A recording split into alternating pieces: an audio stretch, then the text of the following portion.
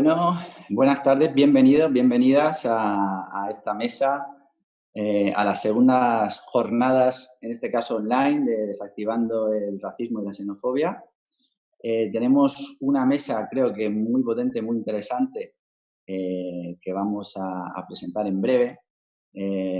Esta mesa de medios de comunicación, el compromiso de los medios de comunicación en la lucha contra el racismo y la xenofobia, es clave dentro de la plataforma desactiva.org como agentes muy importantes para luchar contra el racismo y la xenofobia. Están los medios de comunicación y los periodistas y las periodistas que componen esas redacciones, ¿no? Se ha hablado mucho en la mesa anterior, por ejemplo, de la desinformación y lo perjudicial que es para seguir lanzando mensajes racistas y xenófobos, para que la ciudadanía tenga un imaginario colectivo erróneo sobre las personas migrantes o las personas refugiadas o minorías étnicas. Y en este caso vamos a hablar directamente con los periodistas, con las personas que son referentes en los medios de comunicación, y vamos a ver su perspectiva como agentes clave en la lucha contra el racismo y la xenofobia. Me toca presentar a una mesa, tengo el honor de presentar una mesa creo que muy, muy potente, muy relevante y sobre todo muy interesante, que esto es lo que creo que es más destacable. Nos acompaña Nicolás Castellano, periodista en Cadena SER, especializado en migraciones, en cooperación y desarrollo, reconocido con multitud de premios por su labor profesional, como el Premio a Solidaridad Sin Fronteras de Manos Unidas, o el Premio Andalucía sobre Migraciones, entre otros muchos más que no voy a seguir detallando. Susana Ye, periodista, freelance, colaboradora habitual en El País, en Cuarto Poder, la revista 5W, autora del documental Chiñoles y Bananas. Bienvenida, Susana. Moja Gerhau, periodista y redactor en eldiario.es, elegido recientemente, si no me equivoco mal, a ver si lo digo bien, European Youth Leader 2020 por Friends of Europe. Y a Lucía Embomio, periodista y reportera actualmente en Aquí Tierra de Televisión Española, colaboradora habitual también del País y representante de la comunidad en línea de mujeres afrodescendientes afroféminas, autora del libro Hija del Camino. Lucía va a ser un poco la que nos conduzca por la mesa, así que sin más tiempo te doy la palabra, Lucía, toda tuya. Perfecto. Bueno, muchísimas gracias por la invitación, gracias por la organización también de las jornadas y gracias a todas las personas que nos estáis viendo. Y el punto de partida sería aprovechando que estoy hablando o compartiendo mesa con gente que sabéis y habláis mucho de racismo y xenofobia. Quería preguntaros en cuántas redacciones habéis dado una charla sobre el tema, sobre racismo y xenofobia en los medios de comunicación. Pues venga, empieza tu Moja.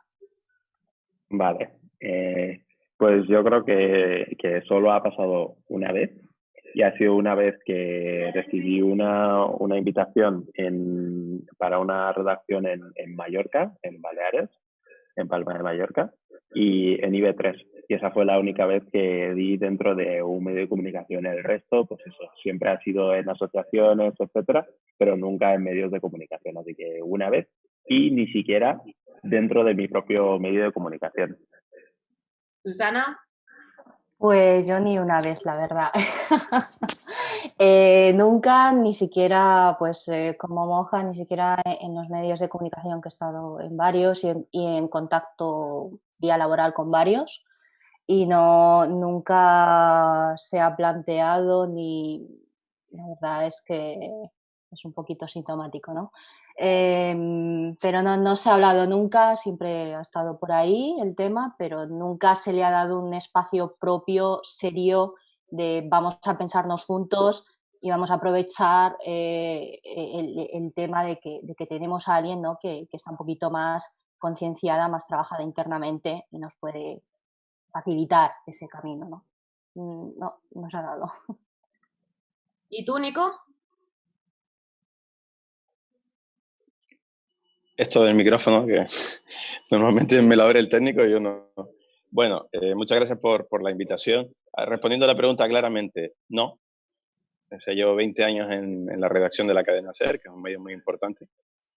Hemos recibido visitas de expertos que investigan el tema, han entrevistado a directores de programas, jefes. De hecho, algunas universidades, como la Rey Juan Carlos hace muchos años, tuvo un programa muy interesante en este sentido y vino a dar una charla a los editores y a los jefes, pero no a la redacción. Lo más parecido que yo he hecho es dar la chapa, no dar una charla, pero preparé hace unos años un papel en el que argumentaba por qué el uso de determinados términos en nuestra forma de comunicar creaba estereotipos negativos, ¿no? Llegada masiva, avalancha, es destacar la nacionalidad de la gente que puede cometer o es sospechoso de cometer un delito o no, qué nos aporta, qué no nos aporta. Y lo que he hecho es machacar con ese papel a todo el mundo cada vez que escuchaba algo en antena, aparte de compartirlo con algunos de los responsables de la redacción. Incluso hace tiempo planteé la posibilidad de seguir los pasos de la agencia americana Associated Press, que prohibió determinados términos en la redacción a la hora de hablar sobre la movilidad humana.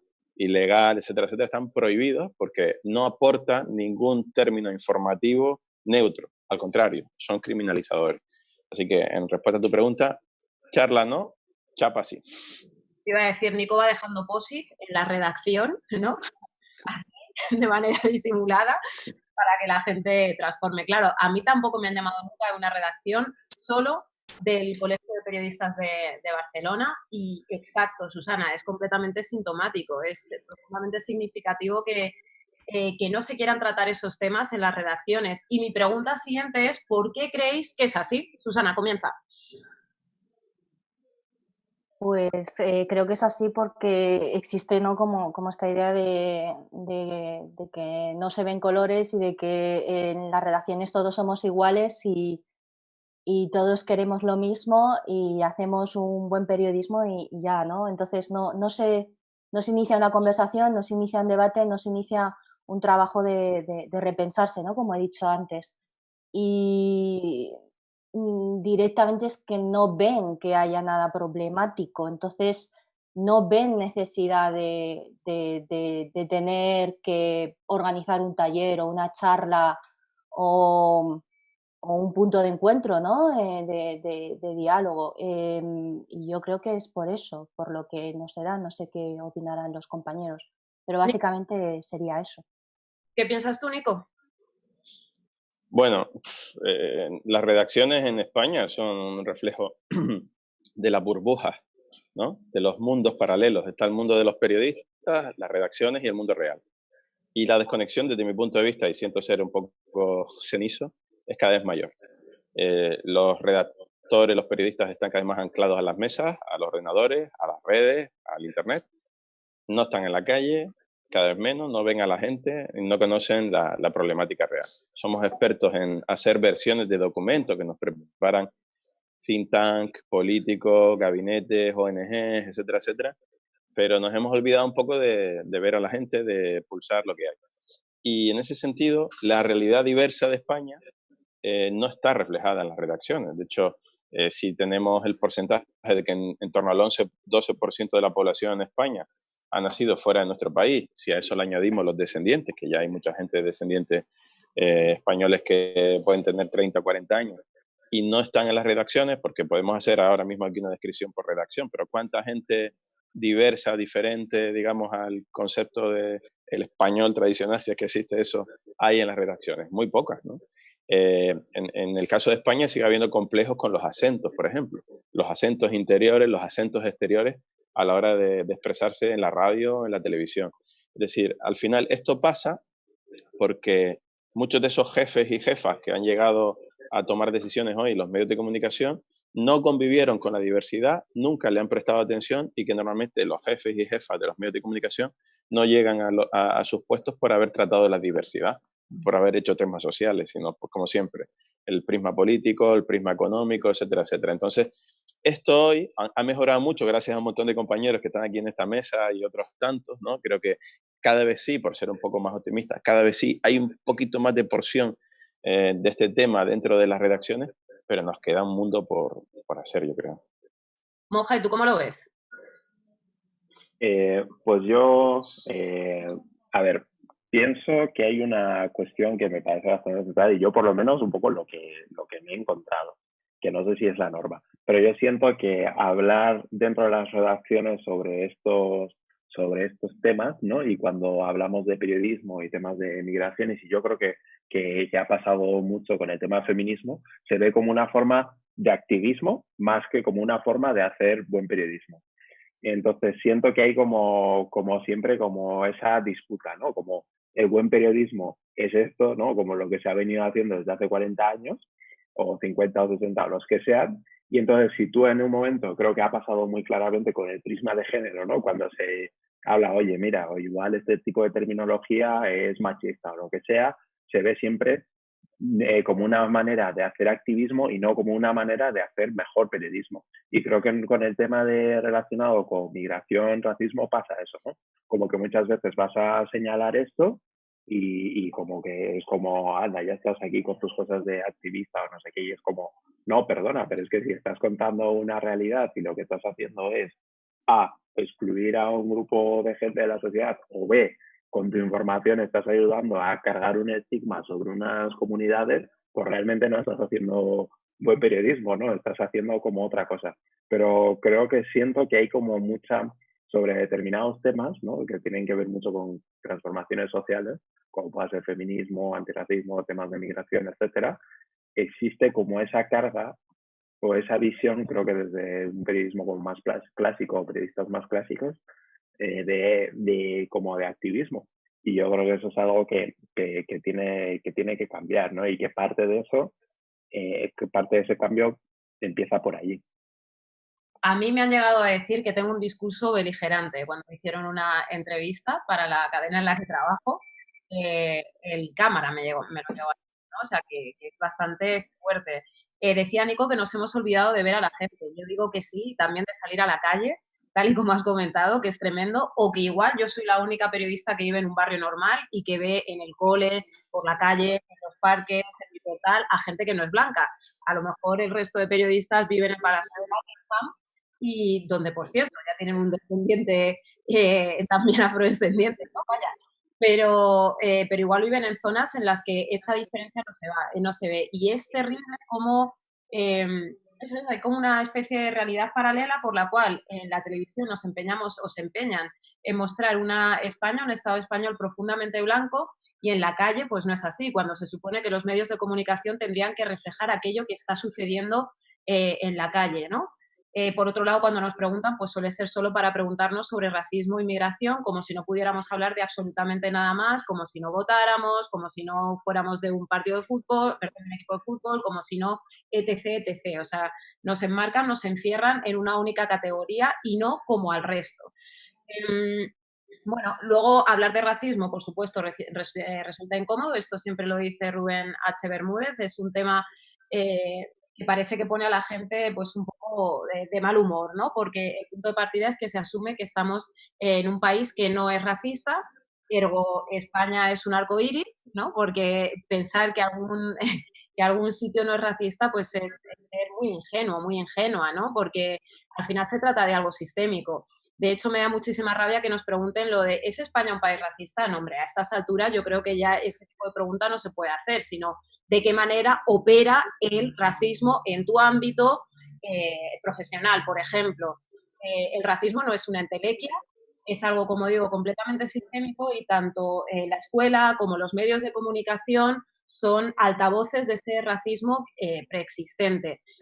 Y no estoy hablando porque muchas veces cuando hablamos de racismo la gente es como, vale, si no te matan o te pegan una paliza, no existe el racismo, si no vemos eso, agresiones súper bestias o el muelle de Arguineguín petado de gente hacinada, ¿no? Si no es así, no es racismo. No entendemos que racismo es también no aparecer en los libros de texto, que racismo es también que tengamos unos medios de comunicación a los que les falta refulgir, de blancos que son, o que, por ejemplo, cuando yo comencé en televisión éramos 4 personas negras haciendo imagen, todas mujeres, periodistas, digo, porque también pues, luego hay comentaristas, yo que sé, presentadoras que no lo son, como puede ser Lucrecia y tal, que es cantante, pero es que ahora mismo haciendo imagen en televisión nacional, otra cosa es lo que está haciendo TV3, que la verdad es que está procediendo a un cambio de rostros, de tefes también, de orígenes, por suerte, pero ahora mismo haciendo imagen en un canal nacional estoy yo. Estaba también Mary Ruiz, no sé si continúa, que estaba cubriendo una baja. Esto es muy fuerte.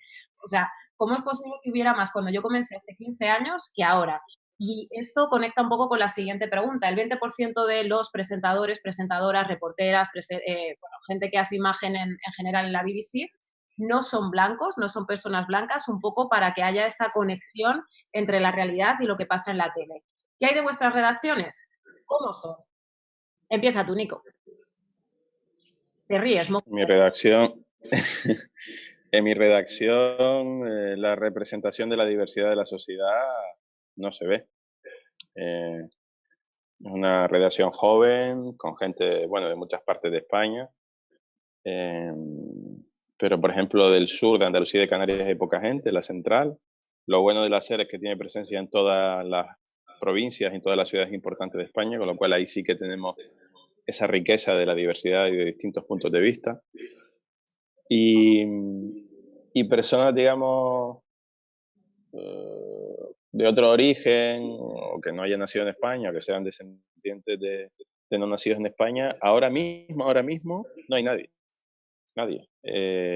Sí hemos tenido, porque tenemos mucha relación con América Latina por Prisa Radio Internacional, tuvimos durante mucho tiempo una mesa de compañeros que coordinaban todos los contenidos de América Latina y España, que eran argentinos.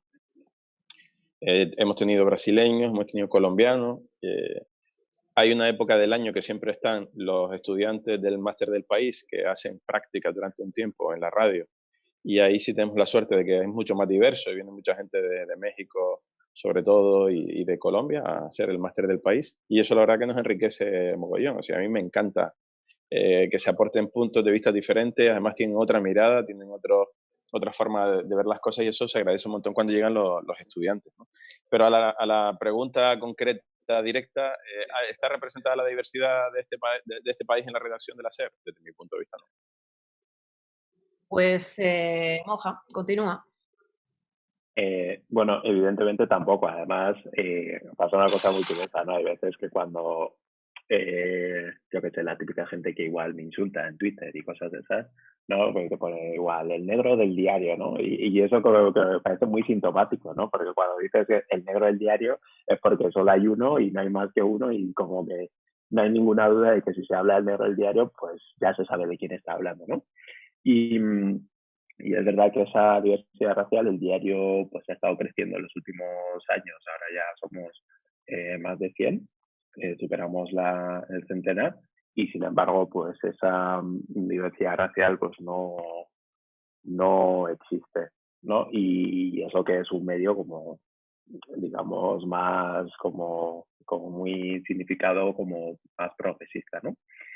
Pero yo creo que eso, uno, hay un problema a la hora de hacer como esa forma, digamos, de reclutar, ¿no? a periodistas, ¿no? La forma en la que, dónde se busca a la gente, qué tipo de requisitos se ponen, qué condiciones se ponen, por ejemplo, para las becas, ¿no? Si tú pones una beca en la cual no pagas o pagas una miseria, pues la gente que tiene menos recursos pues no va a optar, ¿no? Porque igual para poder hacer esa beca pues necesita una cierta estabilidad económica mínima para poder hacer esa beca, ¿no? Entonces hay que revisar como mucho más allá.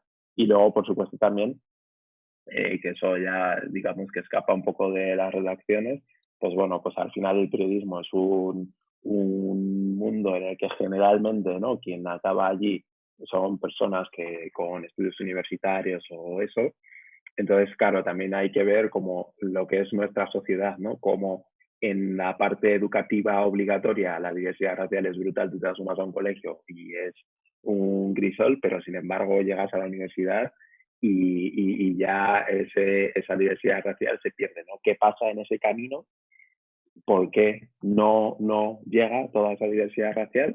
Y claro, luego eso se transforma en que, pues a la hora pues eso, de buscar periodistas titulados, universitarios, etcétera, pues ya el número sea muy reducido. Susana, ¿qué opinas tú? Pues estoy muy de acuerdo con los compañeros, ¿no? No existe diversidad, no existe una representación de lo que es España, de lo que es la gente que reside en España, en las redacciones. Como indica Moja, no deja de ser el resultado de cómo opera o cómo se jerarquiza, ¿no? Cómo funciona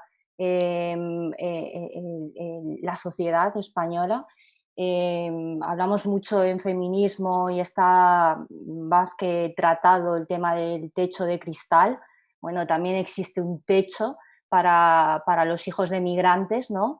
A la hora de que sí se accede a esas aulas, pero luego, como dice Moja, ¿qué ocurre, no? Que estas personas no llegan, digamos, a puestos de profesiones liberales o a puestos de poder, de decisión, ¿no? De poder hacer un cambio.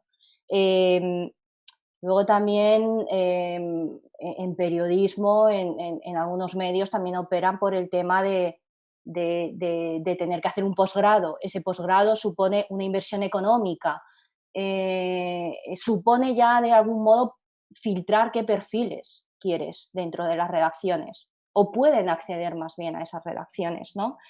Y luego también lo que decía Moja me parece importante, ¿no? Cuando dicen el negro del diario ya saben que es él, ¿no? Porque solo hay uno. Hay un cierto peligro de la tokenización, ¿no? De la instrumentalización de la diversidad, ¿no? De los cupos, ¿no? De como ya tenemos uno o una, ya los tenemos a todos.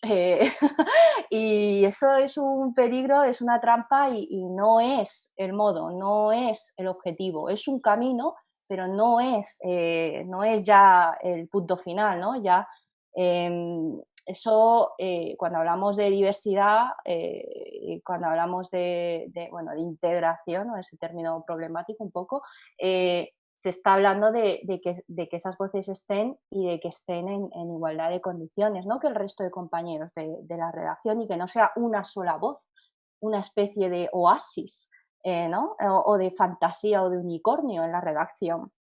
Y bueno, también yo creo que opera, esto también se ha tratado un poco, comentaba el compañero Nico, y también es interesante, ¿no? Porque se suma a todo esto que Moja indicaba y que yo también apoyo, ¿no? Que es el tema de los acentos, ¿no? Algo tan inocente, en principio, como los acentos, también sesga qué tipo de gente accede a las redacciones o tiene más carrera o visibilidad en las redacciones. Algo tan inocente como el acento, ¿no? ¿Dónde te crías? ¿Qué familia te cría? ¿Cómo tu voz delata tus orígenes o qué clase social tienes o los prejuicios que van asociados a ese imaginario de la geografía, ¿no? De si tú eres de Canarias, tu carácter es así y asá, y como trabajador eres así y asá. Entonces, ese tipo de sesgos tan inocentes en principio, eso también se traslada a los procesos de entrevistas. Cuando tú haces una entrevista de trabajo, si ya el sistema educativo ha cribado y luego el sistema post-educativo, posgrado, ha cribado y luego además, bueno, pues están esos sesgos de que en los procesos de entrevista pues se busca unos perfiles que cuanto más similares o más familiares a quien hace la entrevista, más grado de empatía o de prejuicios positivos o negativos sobre esa persona, cómo será como trabajador o trabajadora, habrá. Todo eso se suma y es un caldo de cultivo de por qué en las redacciones no hay esa diversidad que hay en las aulas, como dice Moja, ¿no? O como dice Nico, que hay en la sociedad española, ¿no? Del 11% de personas ya nacidas fuera de aquí y de la mucha gente nacionalizada y descendiente aquí, ¿no? Sí, total. Pienso, por ejemplo, en mi padre, que nunca ha tenido otra cosa que no fuera un pasaporte español, por ejemplo, ¿no? Y ni tiene acento de aquí, ni mucho menos mesetario, ni es blanco. Yo sí soy mesetaria, pero mi acento pues denota periferia a tope, ¿no? Y de hecho yo recuerdo que en un casting me dijeron qué graciosa una negra con ese acento macarra. Me vino bien, ¿eh? En ese caso. Y hablando de esa instrumentalización, ¿hasta qué punto estamos jugando a parchís o a hacer un anuncio de Benetton o estamos buscando a profesionales? Y esto es importante. Antes quería señalar, Moja ha dicho que eres el negro del diario, es que hasta en Vox tienen dos, ¿no? El diputado y luego el simpatizante, Bertrán. ¿Cómo es posible que en los medios de comunicación pues haya uno o ninguno? Eso es tremendo. Pero bueno, me parece importante el que no se considere algo necesario. Yo he tenido incluso discusiones con compis que me decían, bueno, pero esto que como en Estados Unidos, una cuestión de cuotas, no, hombre, no, es una cuestión de justicia. Es una cuestión de justicia porque igual que sucede en los libros de texto, ¿no? Que se habla de justicia curricular, pues del mismo modo que se habla de justicia curricular, también tendríamos que hablar de justicia en cuanto a la representación, pero también es fundamental hablar del para qué, y esto ya lo ha anticipado un poco Moja, pues porque yo creo que un periodismo que cuente con más miradas, con más puntos de vista para analizar la realidad siempre va a ser mejor. Obviamente, el hecho de tener más o menos melanina no te va a hacer mirar de otra forma, pero sí que nuestros, pues, donde vivimos, precisamente por el hecho de tener familias migrantes, que normalmente, al ser nosotras personas periféricas, también solemos estar en las periferias, ya sea provincias o dentro de las grandes ciudades.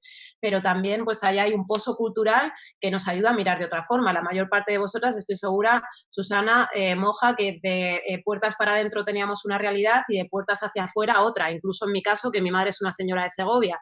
Entonces, poder mirar desde ahí yo creo que enriquecería sin duda el periodismo que vemos, que acaba por ser súper plano, porque solo hay una diferencia en cuanto a ideología y a veces incluso pues para temas de política exterior ni siquiera se ve eso, ¿no? Luego también me parece fundamental por el tema de generar referentes, porque esta falta de personas no blancas en los medios de comunicación tiene consecuencias. Incluso quienes estudian periodismo, incluso quienes son universitarios, universitarias, no estudian periodismo, porque tú dices, ¿para qué voy a estudiar periodismo si luego va a ser imposible currar? De hecho, yo misma hice, por ejemplo, el máster de cooperación y desarrollo porque daba por hecho que jamás iba a poder trabajar como periodista. Por suerte, mira, pues la vida me cayó la boca, ¿no? Y aquí estoy, pero no siempre es así, ¿no? Luego lo de la instrumentalización, sí, es un súper riesgo, pero yo creo que es importante que en cualquier caso entremos. Recuerdo un día en un encuentro de periodistas negros, negras en Colombia, decía una, yo creo que es importante entrar y luego hazte la muerta. Una temporada para que no resulte una molestia, ¿no? Y ya una vez te hayas hecho la muerta y ya, pues bueno, te vean como una compañera más, ya sí empecemos a hablar y sobre todo, esto es importante, ¿no? De nuevo, el para qué. Que hay veces que te dicen en redes, bueno, ¿qué pasa? ¿Que lo que quieres es curro? No, no, lo que yo quiero es no ser la única persona negra en la tele. Lo que yo quiero es que no puedan contarse con las manos. Bueno, digo negra o de cualquier otra raza / etnia, ¿no? O sea, que podamos ser tantas personas que acaban naturalizándose esto. Luego lo de las consecuencias que tiene que nos salgamos, ¿no? Pues al final me parece un discurso completamente no solo monocromo, sino también monótono y lo difícil que es contrastar según qué estereotipos que ahí están, ¿no? Y que podemos ver en las bromas que se siguen haciendo, en la forma en la que se utiliza el lenguaje, etcétera, etcétera. Y de hecho, esta ya es la siguiente pregunta. Hemos hablado de quiénes estamos en esos medios de comunicación, pero ahora hemos hablado incluso un poquito de la forma, hablemos del fondo. ¿Cómo es la representación de personas migrantes o racializadas, personas no blancas en los medios de comunicación? Aquí ya sé que vamos a poder hablar largo y tendido. Comienza si quieres tú, Nico. Pues igual de deficitaria que el resto de cosas que estamos repasando. Es decir, ¿cómo va a haber una representatividad en los medios de comunicación de la diversidad si los propios creadores del mensaje, ¿no? Los actores que crean los mensajes, crean los guiones? Porque muchas veces cuando tendemos a hablar de los medios de comunicación pensamos solo en el informativo convencional, en el reportaje televisivo o en el texto que escribe Moja. Pero un medio de comunicación, por ejemplo la radio, son 24 horas con formatos magazine, con tertulias, con programas de entretenimiento. ¿Dónde están los tertulianos que no sean castellano perfiles, ¿no? Es decir, perfil español, blanco, etcétera, etcétera, y con una visión más allá del chau chau político que somos tan aficionados a tener en España todo el rato? ¿Dónde están los expertos que, da igual que sean de piel negra, con rasgos asiáticos, dónde están esos expertos que se han formado en España, que son españoles o que son descendientes de españoles y que son referentes en sus materias de estudio y no están representados cuando hay que analizar alguna realidad. Lo único que aparece un poco más representado la diversidad, porque es un negocio, es en el fútbol, en los programas de radio sobre el fútbol, que es el gran negocio de la radio y de la televisión. Sí que vemos exjugadores, comentaristas, que pueden ser sobre todo latinoamericanos, etcétera, etcétera, que han jugado en equipos españoles, etcétera, etcétera. Pero la realidad, si me preguntas, ¿cómo es la representación de la diversidad en los contenidos de la cadena SER o en los contenidos que yo veo en general en la televisión, en la radio, etcétera, etcétera? Es una representación infra demostrada, es decir, no veo lo que estábamos hablando antes de la calle, ¿no? Uno va en Madrid, en cualquier barrio prácticamente, y va a las puertas de un colegio y ve que la sociedad ha cambiado. La sociedad española ha cambiado, especialmente desde los años 90 hasta la actualidad, pero esa sociedad que ha cambiado tanto en el día a día en nuestras calles no está representada en los medios de comunicación. En la serie de televisión, lo que hablas de la representación, en la serie de televisión sigue siendo hemos pasado de Machu Picchu en Aida a seguir representando patrones de sirvientas de casa o de latinos que forman parte de una banda, etcétera, etcétera. Los africanos o las pelis africanas o las series que tocan de alguna manera la diversidad en España, como la última Antidisturbios, que ha tenido mucho éxito, los negros que son, pues son ocupas, se buscan la vida en las calles, etcétera, etcétera. Aunque luego es verdad que podemos decir que la serie busca que te conciencias un poco de esa realidad. Pero, y esto es una aproximación muy rápida y muy breve porque no me quiero enrollar. En resumen, en la creación de contenidos puramente informativos y de infoentretenimiento y entretenimiento puro, no existe la diversidad de la sociedad española. Y me parece que si queremos cambiar el paradigma y que nos veamos todos de verdad como parte de una riqueza con diferentes perfiles, ¿no? Tenemos que hacer contenidos en los que esté representada la gente diferente que hay en este país.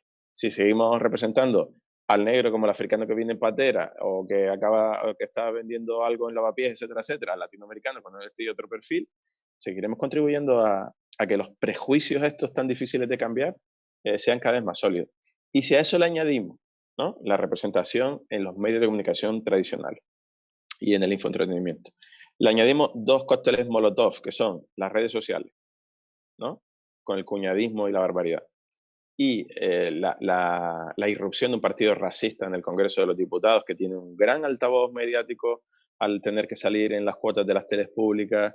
Las redes sociales son muy potentes, son muy hábiles en la creación de mensajes. Estamos ahora mismo en un choque de verdad nos tomamos en serio el representar de manera más rica y real a la sociedad española, o el discurso del odio se va a imponer y va a forjar durante muchos años esos prejuicios.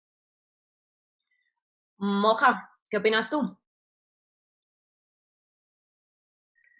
Bueno, la gran pregunta. Vamos a ver, yo creo que hay un par de cuestiones. Por un lado, desde dónde nos contamos, ¿no? Es cierto, yo creo que una de las máximas del periodismo es contar lo que está pasando, contar la realidad. El problema es que, en cierto modo, lo hacemos con un ojo tapado, ¿no? En el sentido de que, y hablo del tema racial, pero hablo también del tema género, del tema sexual, pues no, o sea que siempre es como con un ojo tapado, ¿no? Como una serie de cuestiones que no se tratan, solo es cuando de vez en cuando y cuando es como un hecho muy espectacular, muy excepcional. Entonces, claro, pues por un lado, desde donde nos contamos es eso, ¿no? Es como desde unas redacciones monocromo y que al final, pues bueno, pues no, por distintos motivos, hay una parte en la que no se presta atención, no se ve. Por otro lado está el cómo lo contamos. Los medios de comunicación, por desgracia, siempre han sido más racistas que antirracistas. En cuanto a balance, esto creo que es bastante obvio, ¿no? Han sido como históricamente más funcionales al racismo que al antirracismo. Y aunque ahora se está tratando como de reequilibrar esa balanza, sigue siendo completamente desproporcionado. El otro día había el titular del diario El Mundo, ¿no? El del 1,5% de los inmigrantes que llegan a Andalucía, creo que era, pues han dado positivo en COVID, ¿no? Es como, ya vamos a ver, tío, has hecho una noticia con que el 1,5%, bueno, la tasa de positividad en toda España es del 13%, o sea, es como, tú eso lo haces con una intención, con una intencionalidad, ¿no? De señalar y que sirve después de gasolina para una serie de discursos políticos, etcétera. Eso es la norma, no es la excepción. Evidentemente, ese es un ejemplo como de los más extremos, pero el racismo es la norma dentro de los medios de comunicación diseminar el racismo. Y es cierto que por suerte cada vez hay como más, no sé si decirlo, contranarrativas o más iniciativas, más periodistas tratando de empujar para el otro lado, ¿no? Y yo creo que aunque por desgracia es algo, y vuelvo a insistir sobre esto, que se vea siempre como muy activista, y yo creo que eso es un error, ¿no? Seguir señalando, de tratar de hacer un mejor periodismo cuando hablamos de temas de racismo, de migración, seguir señalándolo como activismo y no como una forma de hacer mejor periodismo. A pesar de eso, creo que se está tratando de inclinar la balanza, pero a día de hoy la información que se publica, los contenidos periodísticos, los contenidos culturales y todo, son más funcionales al racismo que al antirracismo. Y eso es verdad que no cambia de la noche a la mañana, pero hay que ponerse las pilas al respecto. Susana, alúmbranos. Sí, nada, respaldar otra vez, ¿no?, lo que dicen los compañeros de esa falta de enfoques y de manera de contar, ¿no? También lo que decía Moja, no es solo el qué se cuenta, sino el cómo se cuenta, ¿no? Hasta ahora siempre la migración se ha enfocado como un problema, sin analizar realmente, ¿no?, qué opera detrás de todo ello. Y luego de la población asiático-descendiente, afrodescendiente, y de otras ascendencias, ¿no?, etniorraciales aquí, se ha abordado siempre un poco, por completar lo que han dicho los compañeros y andar, un poco o bien como casos raros, extraños, en plan el mozo de escuadra chino y no sé, chino franquista y estas cosas, ¿no? Eh, o desde lo que comentaba Nico, pero en el caso de la nacionalidad que se pone en los titulares, desde el refuerzo de la criminalización de ciertas nacionalidades, ¿no? Em, y esto es un claro problema, ¿no? Porque los medios de comunicación, como bien sabemos todos y todas aquí presentes, tienen un poder, tienen un alcance, tienen una autoridad, ¿no?, una reputación de cara a la sociedad, y con ello tienen una responsabilidad hacia el ciudadano, y además es que caen en una autorización, ¿no?, de los migrantes y de las personas de otros orígenes. Porque parece que, como apunta Nico, como apunta Moja, como apuntas tú también, Lucía, y como sabemos todos y todas, creo, o deberíamos, las personas migrantes son también españoles, son residentes aquí en España, pero se suele abordar, primero, que el espacio que se dedica a este tipo de historias, como dice Moja, o creo que ha dejado caer, es muy escaso, y se ve casi como activismo más que como información seria, profesional, que completa, que enriquece el modo de hacer periodismo. Y bueno,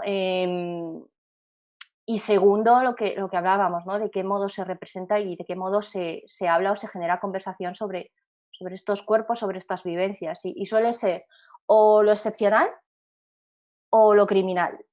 Y eso no humaniza a estos sujetos, ¿no? Todo lo contrario, los caricaturiza, los encasilla y crea una imagen muy, muy errónea, muy, muy sesgada,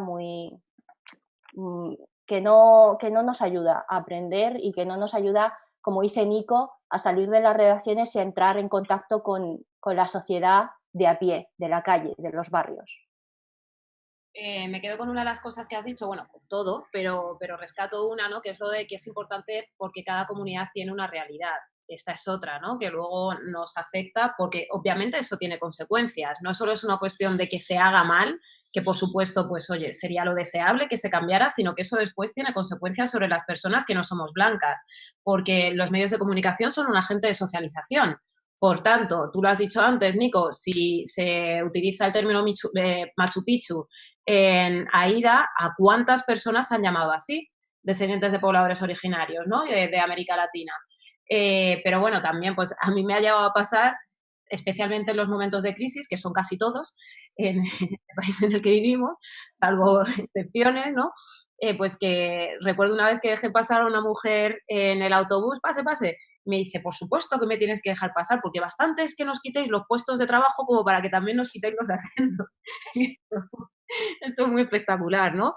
Entonces, sí es peligroso y sí es importante. Bueno, yo tengo aquí un montonazo de formas negativas en las que se habla de las personas, sobre todo africanas y afrodescendientes. Invisibilización absoluta o percibidos como eternos recién llegados. Es que esto es espectacular, ¿no? Es como una especie de llegada continua, de presente continuo, gente que llega pero nunca está y tampoco es. ¿No? O sea, no puedes ser de aquí, no puedes estar aquí desde hace una temporada. Mi padre no nació aquí, pero llegó hace 50 y va a cumplir 82 y llegó con 25, pues casi 57 años. ¿Se puede decir ya que mi padre no es un recién llegado o todavía no? Esto es importante, ¿no? Luego también, claro, esto tiene consecuencias porque si eres una persona recién llegada, eres alguien que necesita, nunca eres alguien que aporta, ¿no? Y con esas imágenes que nos están exhibiendo todo el tiempo. Para mí, por supuesto, por trabajar en televisión, creo que las imágenes también son bien importantes. Luego hay una deshumanización.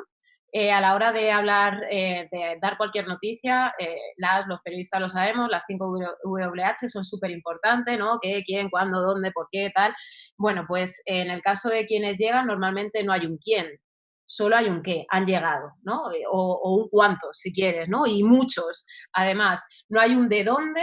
Se habla de África subsahariana, no se respetan, por ejemplo, las divisiones de la Unión Africana, porque obviamente cada región tiene una realidad, cada país tiene una realidad, en fin, cada comarca tiene una realidad, pero esto se queda afuera, ¿no? Se habla de a dónde han llegado, pero no de dónde vienen, entonces eso provoca que tampoco nos queden muy claros los porqués. No hay porqués tampoco, insisto, solo hay qués. Y esto es una forma de deshumanización brutal.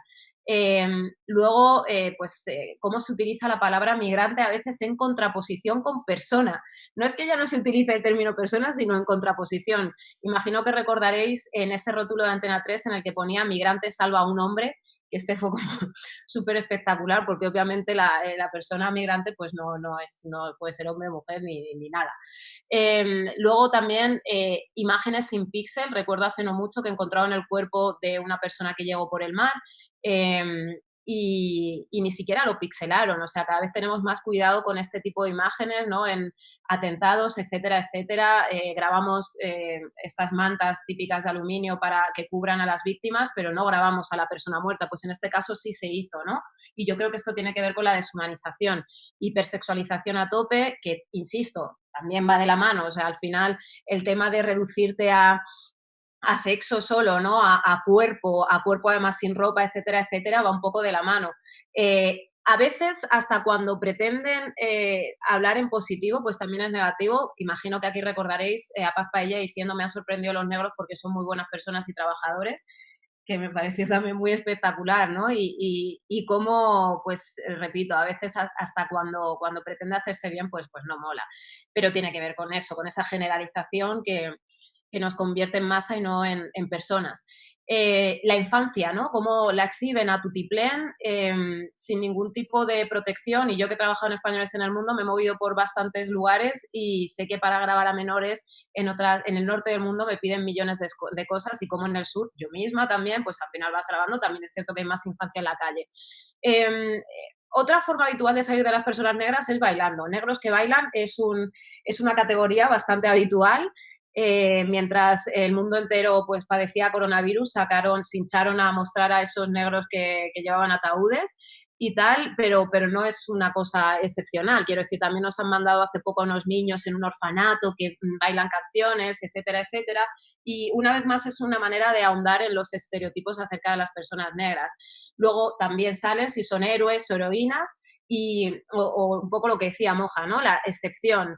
Moja también habla del primero que, la primera que, pero luego la segunda, la tercera ya nunca aparece, y entonces ¿qué? Entonces volvemos a ser eternos recién llegados. Inmigracionalismo, lo que habéis dicho, ¿no? El tema de, es un término de rezacoge y que me conecta un poco el sensacionalismo con el racismo y con la xenofobia, y básicamente es, y esto lo hemos estudiado en mi época, que yo es que soy de licenciatura, ¿sabéis? Tengo una edad. De cuando había 5 años, en cuartos, estudiaba ética periodística, y en ética periodística nos decían que no había que decir la nacionalidad de la persona, a salvo que sea importante para la noticia.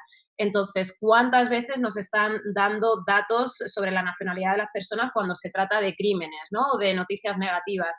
¿Y qué consecuencias tiene eso? Sobre todo teniendo en cuenta que no tenemos un discurso con el cual contrarrestar. O sea, si nos hablan de la comunidad dominicana solo en términos negativos, o de la gente del este solo en términos negativos, pero nunca nos cuentan nada normal sobre esa gente, pues al final es normal que conformemos lo que tenemos en la cabeza de una manera súper concreta. Últimamente también hay virus nacionalismo, porque lo que has dicho, Moja, ¿no? Ya no solo es el tema de cometer crímenes, sino que además un 1% viene con COVID. Vente para acá, a mi barrio, a hacer pruebas, verás tú, ¿sabes? Y luego, si quieres, los pones también. Bueno, no, mi barrio, porque las periferias también están muy maltratadas en los medios de comunicación, que vayan a otros sitios. Luego, también me parece fundamental lo que ha dicho Nico, fuentes de información válidas. Podemos hablar de otras cosas.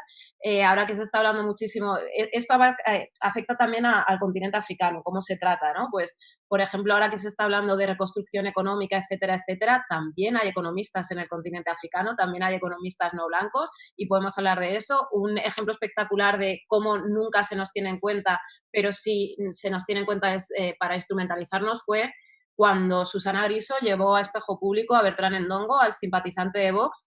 O sea, nunca lleváis a nadie que no sea blanco y llevas a este señor porque para ti pues va a generar un espectáculo, y qué cosa más bizarra, un negro que vota a la extrema derecha, ¿no? Aparte que se hace como una lectura súper simplista de la comunidad no blanca, ¿no? Pues claro, pues hay gente que puede votar a muchas cosas, yo qué sé.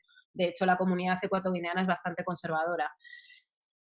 Aunque él es camerunés, pero bueno, estamos al lado.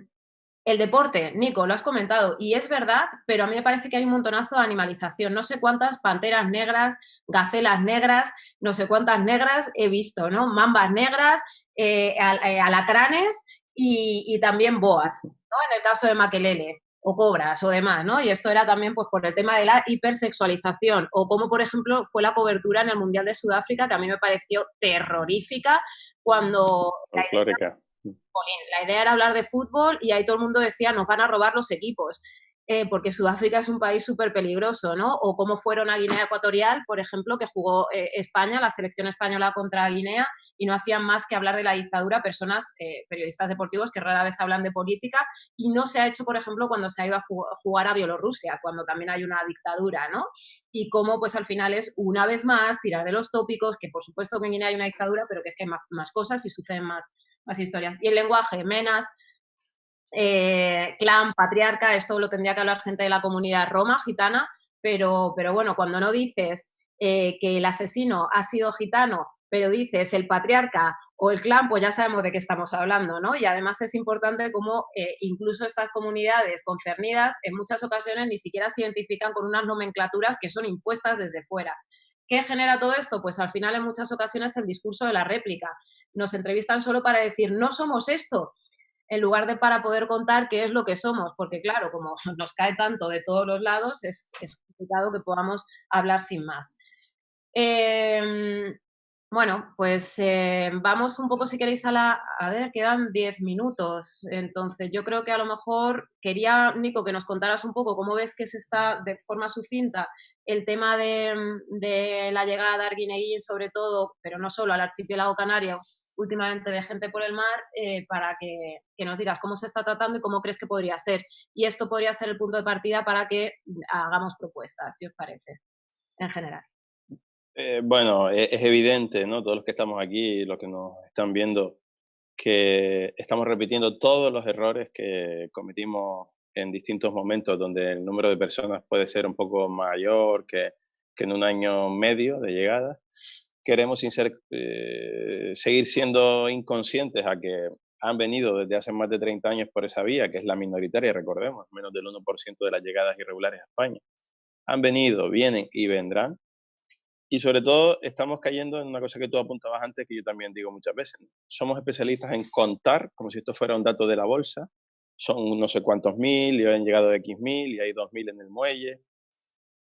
Contribuye ahora de manera especialmente grave, aunque siempre ha existido, pero me parece especialmente grave, se supone en un gobierno progre, que alejen a los periodistas 350 metros del muelle para no humanizar. Es decir, está viendo una masa de 2000 personas, no tienen nombre, no tienen rostro, no saben las historias de esa mujer, de ese niño. Esta mañana me enviaba un mensaje a una fuente que tiene acceso al campamento. Hay 80 personas positivos PCR a las que no se les aísla. Pensamos, por ejemplo, que hay un hotel aquí con 80 alemanes con PCR y no se les aislaría del resto. Hay 50 mujeres, hay 15 niños. O sea, les pisoteamos los derechos, les suprimimos, les hurtamos los derechos cuando pisan en el territorio europeo, que se supone, ¿no?, que presumimos de que somos la cuna de los derechos humanos. Entonces, el tener solo el foco puesto en la masa, en la foto de mucha gente, etcétera, etcétera, ahí no hemos visto, que nos hemos ido enterando después, que separaban a las mujeres y a los hijos porque como son negros no nos creemos sus pasaportes, porque son marroquíes. Que llevaban meses sin ver a un abogado, se les entregaba la orden de expulsión por Cruz Roja cuando iban al centro de atención, etcétera, etcétera. No eran informados de su derecho a pedir asilo. Un inmigrante albino, nos contaba el juez de vigilancia del CIE de Gran Canaria, él lo ve en el patio del CIE y dice, pero ¿y este chico albino qué hace aquí? O sea, cuando muchas veces no, y es una cosa de perogrullo, sabes que negro albino en muchos de los países africanos, no en todos, pero en muchos puede tener algún tipo de estigmatización como mínimo, cuando no discriminación, cuando no uso más extremos como en el África Austral. Y la abogada no le había informado del derecho a asilo porque la abogada no había visto a la persona. Esa persona llevaba un mes y pico en Gran Canaria, no lo vio ningún abogado, le dieron la orden de expulsión, no le informaron del derecho a asilo. Entonces, detrás de la masa, los periodistas no estamos viendo la realidad de esas personas. Primero, que les pisoteamos los derechos. Segundo, quiénes son. Si no contamos quiénes son, si la gente que nos lee, nos escucha y nos ve no sabe quiénes son, es imposible que haya ni la más mínima empatía o feedback con esa persona. Que al fin y al cabo es una persona que está en situación de vulnerabilidad, sea de donde sea, llegue por donde llegue, y que debería generarnos otra reacción. Entonces, volvemos a repetir patrones de términos como avalancha, efecto llamada.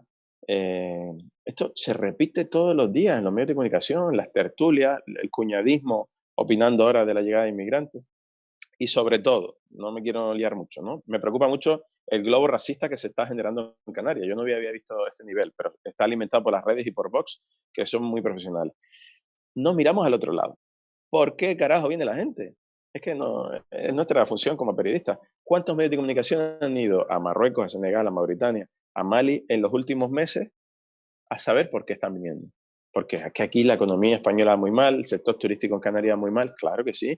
Pero tú te has planteado pensar, periodista, cómo va la economía en Marrakech, que vivían de vender cada día a los turistas que van por ahí, o en Dakar, con la economía informal, o en San Luis, con la economía informal, con el turismo y con la pesca. Es decir, lo que me asusta como periodista es que repitamos el cliché, es como si tuviéramos un formato a rellenar, ¿no? Solo rellenamos los números, a veces las nacionalidades y los clichés. El efecto llamada, Marruecos, el conflicto del Sáhara, vamos a ver, la crisis de Guerguerat, que es muy preocupante y me preocupa que España no esté haciendo nada con su antigua colonia y que estemos pisoteando los derechos de los saharauis, pero la crisis de Guerguerat lleva un mes y pico y antes han llegado 15.000 personas. Si buscamos como todo el rato explicaciones pseudopolíticas, diplomáticas, etcétera, etcétera, y no ponemos el foco en lo que deberíamos poner, sean de donde sean, cuántos sean, nos importa qué derechos se están vulnerando, quiénes son, y nuestro papel como periodista es contar esto de una manera profesional. En resumen, me preocupa la simpleza con la que se está tratando, la falta de acceso a las personas, el racismo institucional, y me parece que con el contexto actual de ese fuego y esa gasolina racista que arde en las redes, me preocupa que esto pueda ir a peor. Y un comentario, si me permites, que ya sé que estoy ocupando un poco de tiempo.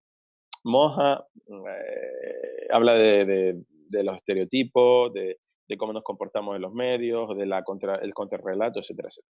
Pasa mucho en los medios de comunicación, la mayoría racistas, estoy de acuerdo con Moja, es decir, solo hay que ver las portadas de los últimos días.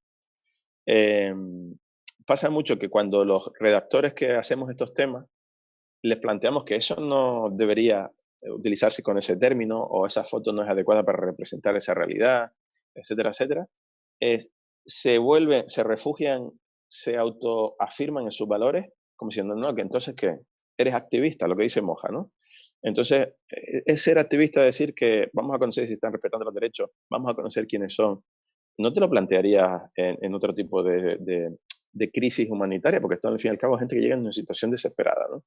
Entonces, cuidado también, yo creo que deberíamos reflexionar, y lo dejo ahí, si no nos estamos equivocando de alguna manera, los que intentamos hacerlo de otra manera, porque llevamos muchos años intentando contar historias con nombre y apellido, intentando hacer una crónica a los medios racistas o a los compañeros refugiados en los clichés, porque no lo conseguimos. Ellos se refugian en que, bueno, es que ya me estás diciendo cómo tengo que hacer las cosas, ya estás con el buenismo, ¿no? Que es otro de los términos tradicionales que nos dedican cuando hablamos de este tema. Y ya no me enrollo más. O pagado por Soros. No, pagados por Soros. Sí. Moja, propuestas. Sí, bueno, yo quería hacer un par de apuntes sobre lo que ha dicho Nico, breves. Por un lado, que el contar esto en formato marabunta, que no se va como a la raíz de las cuestiones y tal, permite que luego, pienso ahora en la portada esta que sacó El Mundo, que decía que algo así en portada ponía que lo que estaba pasando en Arguineguín era después de que Pablo Iglesias hubiera dicho no sé qué sobre la cuestión del Sáhara. Y es como, ¿cómo puedes en portada poner que las llegadas de migración a Canarias son porque Pablo Iglesias ha dicho sobre no sé qué, del Sáhara? Es como, claro, pero claro, en esa marabunta en el cual a la gente, pues que le llega información así como de vez en cuando, o que se cuenta de una manera como tan así en formato marabunta, pues al final, pues bueno, pues tú puedes cascar eso allí de repente y decir, sí, bueno, como África es todo lo mismo y están todos al lado, pues evidentemente si se pasa algo en Sáhara, pues la gente viene por Canarias y ya está, ¿no? Y te lo puedes permitir poner en portada y decir que tú haces periodismo digno. Y luego la reflexión y yo creo, y ya conectando con la parte de propuestas, es cierto, yo creo que eso nos pasa siempre, ¿no? De decir, hostia, ¿hasta qué punto lo que estamos haciendo es útil, ¿no? ¿Hasta qué punto no estamos aquí hablando como un poco al vacío, ¿no? Como soltamos, pero nadie recoge, ¿no? No hay ninguna transformación. Y yo creo que es legítimo, o sea, que es legítimo como que nos pase eso, porque es frustrante. Por otro lado, siento que esas reivindicaciones no son ocurrencias que salen de la nada. O sea, y eso yo creo que es que hay una parte por la que no tenemos que flaquear en ese sentido. O sea, si por ejemplo, si hablamos del tema de la criminalización con los titulares y el impacto que eso tiene, eso no sale. O sea, yo creo que nos tenemos que revalorizar a nosotros mismos, ¿no? O sea, es que eso no sale de la nada, ¿no? Que un día me haya despertado y haya dicho, es que los titulares los criminalizadores, no. O sea, eso realmente se viene contando desde el año de la polca. Es un diagnóstico que se ha hecho, que hemos confirmado, que seguimos confirmando a día de hoy y que lo seguimos poniendo. Entonces, que podemos probar nuevos formatos de cómo contarlo o de cómo hacerlo llegar, eso sin ninguna duda, pero sobre lo que estamos contando, sobre el fondo, yo creo que es cierto que no tenemos que revelar. Respecto a las propuestas, evidentemente creo que las redacciones se tienen que parecer más a la realidad social. Esto ya lo hemos dicho desde un primer momento. Creo que tenemos que trabajar en algún tipo de una forma como desde algún tipo de plataforma más potente, ¿no? De periodistas, ¿no? Trabajar en algún tipo de libro de estilo, guías, etcétera, ¿no? Que permita que se coloque como una cierta referencia, ¿no? A la hora de contar esto y poder hacer formaciones continuas dentro de las redacciones.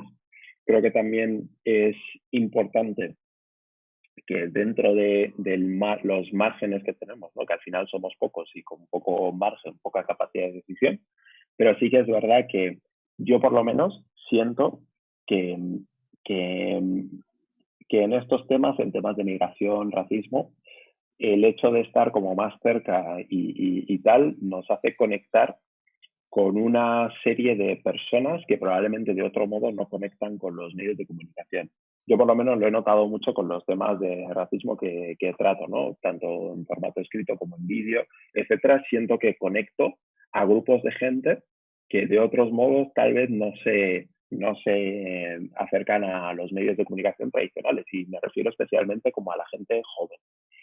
Y yo creo que eso es algo que es como aprovechable, ¿no? Que esa es como una vía de decir, bueno, asociar, como tratar de buscar formatos, formas de contar y temas que contar desde una distinta forma, y tratar de hacerse fuertes desde allí, ¿no? Porque al final, pues bueno, pues es cierto que creo que el periodismo, así a grandes rasgos, a grosso modo, siempre se ha jactado, ¿no? Mucha gente de codearse con el poder, con lo que es el poder establecido, pues pensando, por ejemplo, la cena de Pedro J, ¿no? En plan, empresarios, no sé qué, no sé cuántas, como el poder, ¿no? Pero sin embargo, yo creo que el hecho de que cada vez haya más periodistas, o que se trate de que haya más periodistas que estén como en esa otra parte, como más cerca a la sociedad civil, creo que eso también tiene un recorrido y lo tenemos que seguir aprovechando.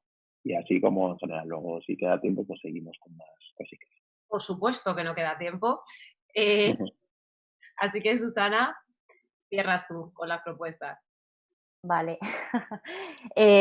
Pues las propuestas, además de las que han dicho, yo creo que hace falta un mayor seguimiento, ¿no? No solo dar espacio cuando estalla la cosa o cuando acapara más atención. Ya sabemos que en periodismo funciona mucho por momentos, ¿no? Por picos de atención, pero ¿qué ocurre cuando no?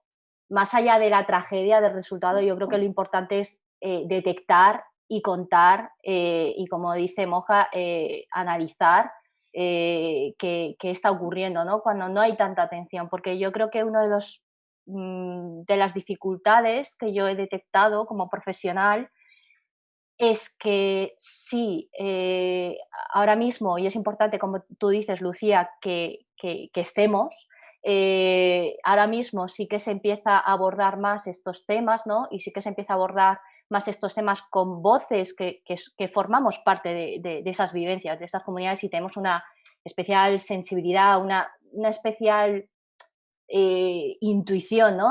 A la hora de decir, ojo, tenemos que prestar atención a esto, porque esto va más allá de esto, ¿no? Este detalle va a generar todo esto si no hablamos ahora, si no iniciamos ahora el diálogo. Y a mí me ha pasado, por ejemplo, de plantear temas y decir que ahora mismo la atención no está ahí, o que, ¿no? O que es algo anecdótico, y es como, no es algo anecdótico. Esto es el inicio de otras cosas. Y tenemos que hacer un seguimiento, igual que hacemos un seguimiento de noticias económicas, igual que hacemos un seguimiento de noticias políticas. Quizá no te genera ese pico enorme de atención, pero es que otras muchas noticias tampoco te las generan. Y se está todo el rato haciendo una vigilancia activa de cuáles son los pasos que desembocan en cierto tipo de, ¿no? de reacciones sociales, de agendas políticas. Y yo por mi parte diría eso, aparte de lo que han dicho los compañeros, ¿no? La propuesta sería, me parece genial lo que dice Moja, ¿no? Una guía de estilo, un modo práctico, ¿no? De empezar a incorporar o empezar a tener en cuenta esto. Y luego también, pues, una propuesta o una idea de vamos más allá de lo sensacionalista, ¿no? De esos momentos, ¡pum!, de ostras, ahora hablamos de este suceso y luego nos olvidamos, ¿no? Creo que ese no es el modo de construir y de ver y de hacer periodismo, de hacer un buen periodismo, ¿no? Y ya, yo ya con eso concluyo, y a ver si... Y nada. A ver si nos hacen preguntas. Bueno, mis propuestas, me voy a ir súper rápido, es copiar. vemos a aquellos medios que lo están haciendo mejor, no voy a decir perfecto, porque supongo que en todos pues se puede mejorar, ¿no? Pero pues BBC, por ejemplo, tiene un código de estilo para hablar de las diferentes comunidades, códigos de estilos además, que no parten del propio medio, sino que está consensuado con dichas comunidades, consensuado, entre otras cosas, gracias a que estas plantillas son diversas. BBC, como he dicho antes, decidió que su plantilla tenía que a lo que sucedía en la calle, que donde un 20% de la población es no blanca. BBC decidió, esta noticia me la mandó que iban a invertir no sé cuánto dinero para también producciones audiovisuales de ficción diversas, ¿no? Es importante. En Francia tienen el Club Averroes, que es un club compuesto por profesionales de los medios de comunicación y de cine, series, etcétera, etcétera, que vela porque exista una diversidad en los medios de comunicación, en las series de ficción, en el cine, no solo desde un punto de vista cuantitativo, sino sobre todo cualitativo, porque si van a llamar a latinos para que hagan de gente que está en Loñeta, pues tampoco nos haría mucha gracia, ¿no? Fundamental lo que has dicho, que no nos reduzcan a anécdotas, porque esto pasa un montón. Al final te quedas con el titular, pero te cargas lo sistémico, ¿no? Lo que está debajo de lo que genera esas anécdotas, que tampoco nos reduzcan a vivencias, porque hablamos como profesionales, no solo como... A Nico seguramente esto no le pasa, ¿no? Como a veces nos invitan a los sitios y es, cuéntame lo de que te toquen el pelo. Oye, escucha, soy periodista y llevo una temporada analizando esto en los medios de comunicación. Mira, a ver, ¿no? También te lo puedo contar desde ahí. Y luego tenemos que pensar si las consecuencias realmente de todo lo que provoca esta cobertura mediática completamente racista y excluyente nos importan, porque parece que no. Y entender que una de las consecuencias es que si se da pábulo a los bulos es porque hay un caldo de cultivo, ¿no? Porque no se han hecho los deberes antes, si no la gente no se creería ciertas cosas. ¿Recordáis cuando Abascal se puso a leer los nombres de las personas que habían sido beneficiadas por las ayudas del alquiler? Y en cuanto empezó, o sea, como segundos después ya la gente empezó a buchear, claro, porque ya hay una idea de que quienes llegan reciben ayudas, ¿no? Entonces, y esto, pues bueno, pues pensemos en cómo los medios de comunicación podríamos hacer, esto suena un poco cursi, pero una sociedad un poquito mejor, porque repito, escala. Así que dicho esto, ya ha llegado el turno a las preguntas de la gente, de modo que creo que las vas a hacer tú, Domingo. Así que suelta por esa boquita. Sí, la verdad es que ha habido debate en el chat, un poco recogiendo vuestros comentarios. Se habla efectivamente, os dan la razón con la deshumanización, sobre todo hablan de la deshumanización en los medios de comunicación. Hablan también de la importancia de la formación. Quizá hay gente que habla que es importante formar en esta materia a periodistas y medios de comunicación. Y hay algunas preguntas, os voy a ir lanzando. Podéis responder, bueno, diré un nombre, pero es para todas, ¿vale? Hay una pregunta que es ¿hasta qué punto, esto en relación quizá a la reciente comisión que ha creado el gobierno para hacer verificación de que la información sea cierta o no sea cierta, hasta qué punto puede intervenir el Estado a la hora de reconducir o corregir los mensajes o los titulares de prensa que puedan ser prejuiciosos y que a la misma vez esto no se entienda como una pérdida de libertad de prensa, ¿no? Esta es una pregunta. No sé qué opináis sobre este ya bautizado Ministerio de la Verdad. Yo que sé, podéis empezar, por ejemplo, con Susana mismo. Pregunta espinosa, ¿no? Bueno, estamos en pleno momento desde hace mucho tiempo en esta influencia estadounidense, todo lo que pasa en España, ¿no? Que parece que nos guiemos por eso. Las fake news, ¿no? Los bulos, este momento tan crítico, ¿no? Y tan tenso y de crispación social. Bueno, yo preferiría que no fuera una especie de mandato desde arriba, sino que, como hablábamos aquí, desde las propias redacciones se rescatara en realidad el periodismo en el que todos nos hemos formado, ¿no? me da cierto... Entiendo la teoría, pero me da cierto miedo esta intervención, ¿no? Por parte del poder, de la política, ¿no? Porque creo que puede tener grietas y creo que puede abrir, no sé, unas especies de trampas de intervencionismo. Entonces, yo por mi parte, no sé los compañeros, pero yo preferiría que las propias redacciones se recordara, simplemente se recordara, que es el periodismo y se integrara de una manera más orgánica, más a largo plazo, y esa es mi sensación personal, y dejo que los compañeros hablen también. Nico, por ejemplo. A ver, esto da para otra hora de conversación.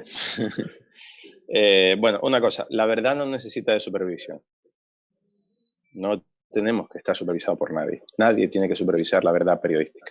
Ahora bien, vivimos en un mundo donde los medios de comunicación están debilitados, la credibilidad de los medios de comunicación y de los periodistas es pésima, y de las informaciones que se vierten, informaciones que hay mucha gente que no sabe distinguir si esto es un artículo que viene de un medio de comunicación, que un profesional como algunos de los que estamos aquí le da contexto, ha consultado distintas fuentes.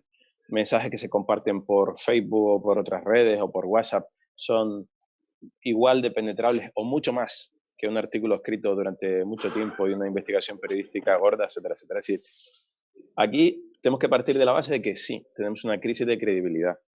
Hay una crisis de creación de conciencia de la sociedad porque la gente consume, se reafirma sus prejuicios, se pone su camiseta de sus ideas más o menos racistas, de sus ideas más o menos radicales. Y los periodistas hemos fallado de alguna manera, y sobre todo los medios de comunicación, que han hecho, los grandes sobre todo, han hecho mucho esfuerzo para que la gente no los crea, ¿no? De eso de estar al servicio del poder y determinados intereses durante mucho tiempo, y cosas que vemos cada día, ¿no? Solo hay que ver algunas editoriales y columnas de estos días con respecto a la inmigración. Y por supuesto que no quiero que ningún gobierno controle lo que es la verdad, y lo que es la verdad periodística y la verdad publicada. Porque sí, a lo mejor algunos podrían pensar, no, está bien, no, hay que tomar algún tipo de control. Pero cuando el secretario de Estado sea fulanito de Vox y cuando el director del gabinete de Moncloa sea menganito de otro grupo a la derecha de Vox, que puede surgir, aunque parezca increíble, nos va a parecer tan cool. De todos modos, como con todo, los periodistas nos hemos vuelto locos a opinar sobre esto, pero si uno se lee el BOE y lo que pretende esa entidad de control es evitar campañas masivas de descrédito, de desinformación, etcétera, etcétera, al uso de lo que se creó con el apoyo de UKIP en el Reino Unido para el Brexit, o lo que ha pasado con Bolsonaro, o lo que ha pasado con Trump en las anteriores elecciones. Pero con todo y con eso, si se crea algún tipo de organismo independiente, etcétera, etcétera, para evitar grandes campañas de desinformación que son muy peligrosas, me parece que en ningún caso tienen que estar integradas por políticos o por cargos de confianza de ningún partido. Tienen que ser profesionales, en todo caso de la comunicación, profesionales de distintos ámbitos, los que puedan en algún momento alertar a los medios de comunicación, o etcétera, etcétera, de que se está produciendo una campaña de intoxicación. O sea, hay muchos debates. No es solo el periodismo, no es solo los medios, no es solo el gobierno, si este gobierno o otro. Insisto, la verdad no tiene que ser supervisada por nadie. Muy bien. Lucía. Micro de Lucía. Yo iba a hablar un poco también de la responsabilidad que tenemos los propios medios de comunicación a la hora de frenar estos bulos, ¿no? Porque hay veces que estamos esperando que sean páginas específicas las que lo hagan. Yo que trabajo para un canal público, aunque trabajo en realidad en una productora, pero es que el servicio público pasa por eso, ¿no? También. Y hay mucha gente que no va a ir a medios específicos que se encarguen de desmentir títulos y que se van a quedar muy a gusto porque llevan esa camiseta racista de la que ha hablado Nico, ¿no? Entonces, me parece interesante, siempre lo digo, que también nos hagamos preguntas, no solo que hagamos preguntas hacia afuera. ¿Qué responsabilidad tienen los medios para frenar los títulos? Incluso de desmentirlos, y hasta esto me gustaría que lo habláramos también los compis, aunque no tenemos tiempo, ¿no? Hasta de educar a la audiencia para que sepa discernir acerca de qué es verdad y qué no, ¿no? Jolín, es que, porque además, insisto, luego todo esto cala. A mí me pasan muchas cosas en el transporte público porque como estoy a un buen rato de Madrid, porque vivo en Alcorcón, pues al final me pasan cosas ahí, ¿no? Y el otro día estaba en la parada y una señora iba diciendo, toda la vida trabajando mi hermano y ahora mi cuñada no tiene derecho a una pensión y en cambio estos que llegan ganan 631,97 euros, ¿no? Exactamente. Entonces, pues bueno, pues insisto en medios como servicio público para recuperar quizá parte de esa credibilidad que nos hemos arrebatado también, ¿no? Gracias a quizá una praxis no especialmente buena. ¿Moja? Sí, bueno, yo creo que hay una cuestión como fundamental y es que los bulos, si no hay un terreno que propicie como esa imagen sobre las personas migrantes, no hay terreno para esos bulos, ¿no? Entonces, realmente la forma de acabar con los bulos es acabando, pues en este caso, con el racismo institucional. Además, es curioso, Maldita lo dice muy a menudo, que creo que un tercio de los bulos que les llegan tienen que ver sobre migración, ¿no? O sea, con toda la que está cayendo y con todo, un tercio de los bulos tienen que ver sobre la migración. Incluso parte de los bulos que tienen que ver con la pandemia están enfocados a la migración, ¿no? Por lo tanto, ahí claramente es porque en la sociedad hay un caldo de cultivo de tirar sobre la peña migrante todo, sin que haya ningún tipo de defensa. Y esto de que sin que haya ningún tipo de defensa es importante porque me recuerda a lo que ha ocurrido en las campañas anteriores e incluso en el último debate de la moción de censura. Ocurre una cosa, ¿no? Que tú tienes a un Santiago Abascal o a un Vox diciendo barbaridades racistas.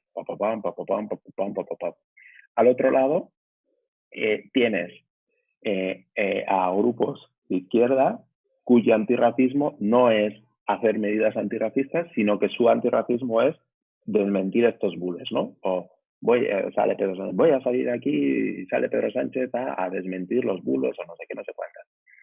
Y es como, está muy bien desmentir los bulos, pero eso no acaba con, no es, digamos, no acaba con el racismo. O sea, lo que acaba con el racismo es pues acabar con el racismo institucional, otorgar derechos, permitir que la gente pueda desarrollar sus derechos, etcétera, etcétera.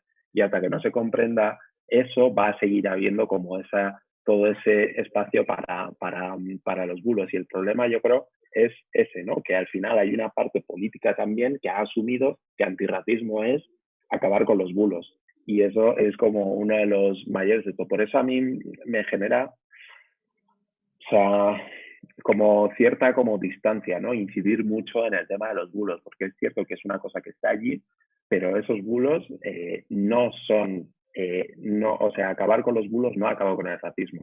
Y yo creo que esto es muy importante de entenderlo, porque si no, nunca vamos a evitar, e incluso creo que el centrarse siempre en los bulos puede como incluso mantenernos como en una posición de, pues como no hay bulos, pues ya está, ¿no? Y hay que tener como mucho cuidado con eso. Solo una cosa, lo que dice Moja. Pareciera que el racismo es fruto de las redes sociales o de los memes o de los bulos. El racismo estaba ahí y esto lo único que hace es exacerbarlo, ¿no? Desgraciadamente. Pero digo, porque no los que estamos aquí, pero muchas veces, no, es que los bulos, las redes sociales... Hola, perdón, o sea, aquí hay un ADN racista muy potente en esta sociedad, fruto seguramente del desconocimiento y de la falta de educación en la diversidad. Y tenemos que ser críticos con los canales, pero volver y eso vamos a todos los muchos, volver al origen de esas ideas. Totalmente, coincido con vosotros. Quizá ahí, cogiendo el hilo, un organismo, como estaba comentando Susana también y como estaba diciendo Lucía, que venga de los propios periodistas, podría ser interesante. Se me ocurre algo parecido, si tiene algo de parecido en la figura de autocontrol en publicidad, que es un organismo también de publicitarios y publicitarias que lanza recomendaciones de este anuncio es mejor que lo quites, este anuncio es mejor, no respeta determinados estándares éticos y quizá por ahí podría ser ideas o propuestas interesante algún tipo de organismo que tenga esas normas comunes, ¿no? Y revise también cómo se está efectuando ese periodismo de calidad. Más preguntas. Por ahí nos lanzan una pregunta que creo que también puede ser interesante. ¿Dónde está el límite en el periodismo a la hora de reproducir ciertos discursos que podemos considerar que rozan el odio. Es decir, el famoso entrecomillado, reproducir determinados mensajes y esto no es... ¿Es ético? ¿No es ético? Siempre nos amparamos en la libertad de expresión.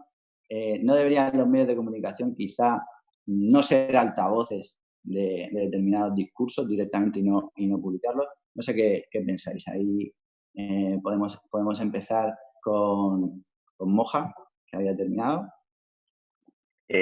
Sí, bueno, yo creo que con este asunto, yo creo que no, que dejar de contarlo, creo que no es una opción.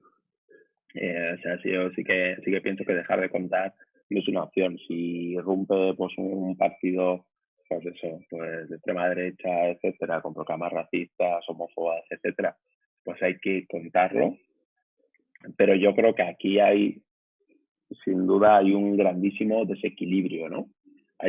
O sea, lo rápido y lo fácil que contamos, pues eso, lo que se hace pues desde la extrema derecha y pues cualquier proclama que hacen, y lo difícil que es como colocar, pues por ejemplo, pues eso, pues una historia pues sobre migración y tal. Y en esto no hablo solo desde la parte periodística, sino también desde la parte como lectores, ¿no? Y lectores, oyentes, etcétera, lo que nos cuesta conectar allí. Y eso es verdad que tiene como el no entrar como en el juego de la espectacularización o lo que sea, pues es verdad que acaba perjudicando, ¿no? Y ahí sí que creo que hay que buscar como soluciones creativas para, por un lado, las cuestiones así, pues de extrema derecha o discursos racistas, etcétera, de cómo poder contarlo, pero sin a la vez dar alas, lo cual se puede hacer. Y por otro lado, generar ahí como un equilibrio, ¿no? O sea, al final, pues yo qué sé, vas a hablar de negros, pero solo en relación, esto yo me acuerdo, ¿no? Cuando estaba todavía en Sorracismo, y empezó Vox ahí a tener como el éxito que tuvo. O sea, el 90% de las veces que se nos acercaban eran para hablar en base a Vox, ¿no? Porque Vox había dicho esto y entonces Sorracismo teníamos que responder. Sorracismo hacía 20.000 cosas, ¿no? Pero nuestro papel había quedado reducido a los que responden a las barbaridades de Vox. Entonces ya es un marco difícil, ¿no? Al igual que cuando se hablan, los musulmanes solo aparecen en la televisión y en los medios en un contexto de atentado, aunque sea para decir que no somos terroristas, para todo esto, pero ya solo apareces en un contexto de atentado, ¿no? Por lo tanto, ya, quieras o no, ya acabas como señalando pues ese tipo de cosas. Hay que darle una vuelta y una reflexión a todo eso, a esos equilibrios, ¿no? A la hora de contar lo que contamos. Totalmente. Susana. Pues no hablar de temas hace gigantes o da espacio a los monstruos, creo. Hay que hablar de los temas, pero hay que hablar aportando contexto y bueno, hablábamos antes de los bulos, ¿no? Si hay algo que dicen que es inexacto o que es directamente mentira, hay que contraargumentarlo. Existe un poco el peligro que dice Moja de todo el rato ser reacción en vez de análisis, ¿no? Que es lo que creo que el periodismo tendría que enfocarse más, pero no estoy a favor de no hablar las cosas. Como periodistas, como comunicadores, como informadores, tenemos que hablar las cosas. Así que no veo problema siempre que se ejerza bien la profesión, no veo problema en entrecomillar las barbaridades que digan, porque es que están dichas. Es que de hecho se les está dando espacio, ¿no? en la política, en la representación de la sociedad. Yo veo mayor peligro en silenciarlo o en ignorarlo o en mirar a otro lado. Entonces, bueno, eso sería. Ya dejo a Nico y a Lucía que aporten. Lucía. Micro. Nada, ya no silencio más. Sí, continuando con lo que dice Susana, ¿no? Yo creo que es fundamental que si se dice lo que sea haya un contexto, pero es cierto que la lógica de ser el primero el primer medio que cuenta no sé qué, que esto tiene que ver también bueno, pues con la necesidad de inmediatez, etcétera, etcétera, de posicionarte por estar, por ser el más rápido, etcétera, etcétera, nos quita la posibilidad de análisis y por tanto de contrastar aquello que se está diciendo, ¿no? Entonces, pues sí, muchas veces nos quedamos simplemente con ese entrecomillado, pero no hay nada más y cuando no hay nada más es cuando se produce el problema real. Sin contexto, a mi modo de ver, pues la noticia no es tal, ¿no? Es simplemente pues hacer de vocero o de altavoz de ciertas opiniones. Por tanto, sí, contexto siempre. Nico. Un poco que añadir a todo lo que se ha dicho. Claro que hay que contarlo con una perspectiva profesional. Lo que no está bien es contar solo una parte cuando enfocamos temas que son muy complejos, ¿no? Una intervención más o menos brutal, ácida o incendiaria de un racista redomado que pueda estar en el Congreso hablando, no puede ser solo la conformación de la noticia. Cuando sabemos que está mintiendo y sabemos que está aportando datos que no son verdad, por mucho que lo entrecomilles, nuestra obligación como periodistas es contar a continuación que ese dato no se corresponde o que no hay ninguna manera de demostrar que eso es así.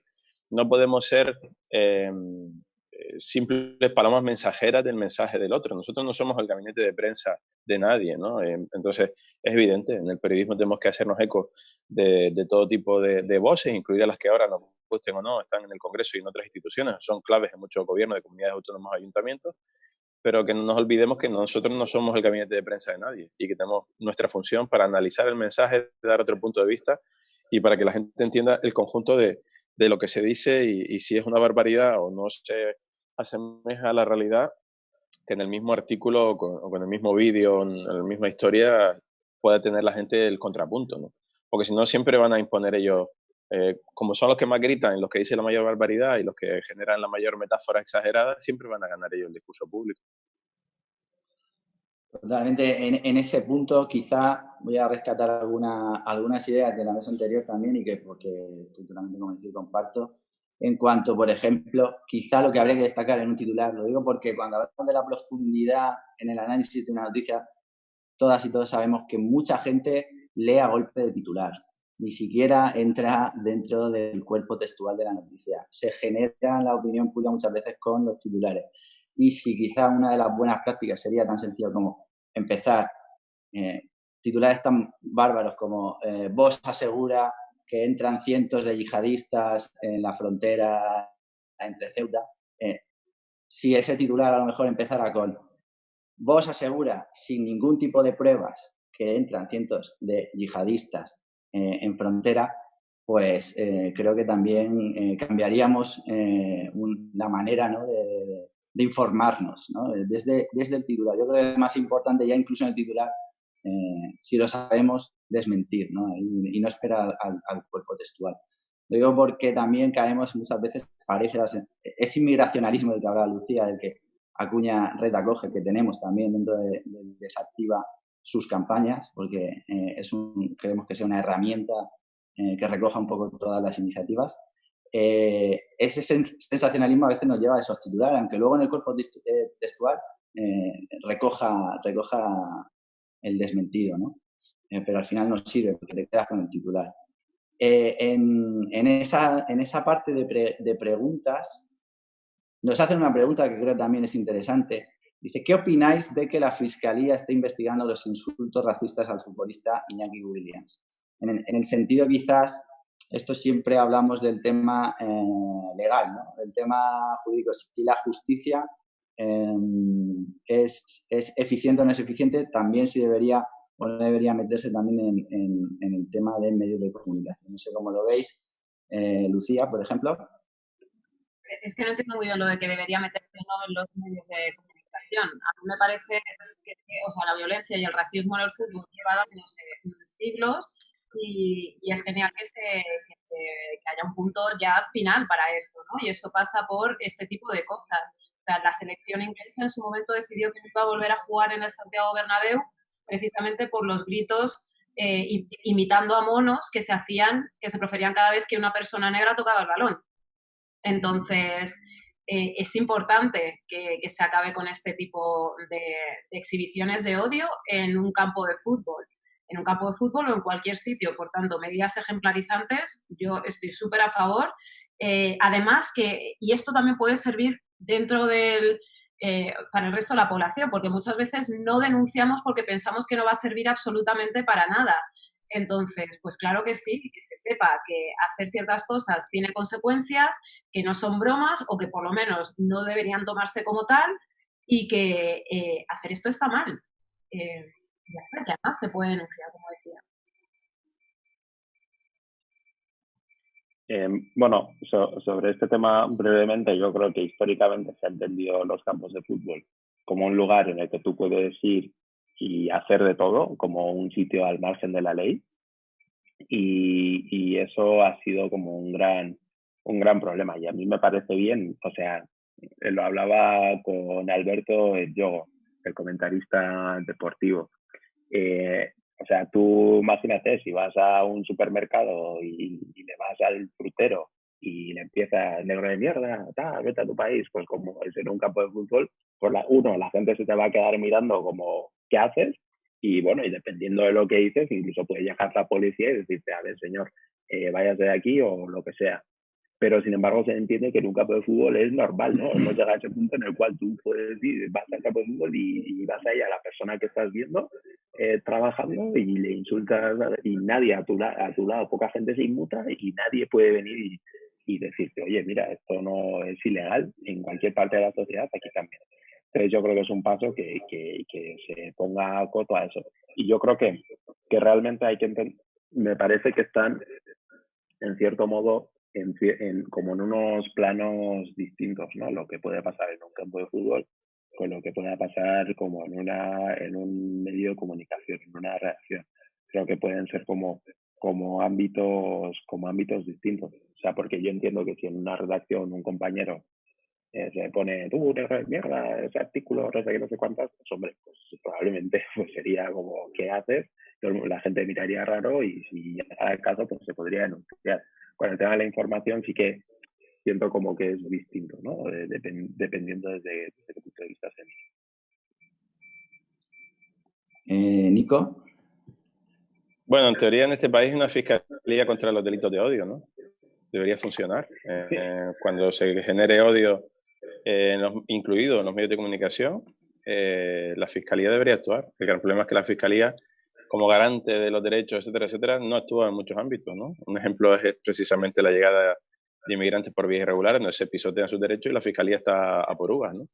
Y en el caso de los medios de comunicación, yo a veces leo mensajes y leo editoriales y leo algunas cosas que yo no soy partidario, claro que estoy a favor, y esto es un perogrullo de la libertad de expresión y de la libertad de opinión, etcétera, etcétera. Pero igual que como dice Mohan, no es natural que te insulten por tu color de piel o te criminalicen, sea en un campo de fútbol, en una redacción, en tu trabajo, en un supermercado, lo que sea, cuando hay una plataforma que genera odio, que es el gran debate, ¿no? Por ejemplo, en las redes sociales está el debate entre los grandes creadores de opinión, Facebook, Twitter y tal, y sus distintas, en teoría, distintas políticas de gestionar los mensajes de odio, ¿no?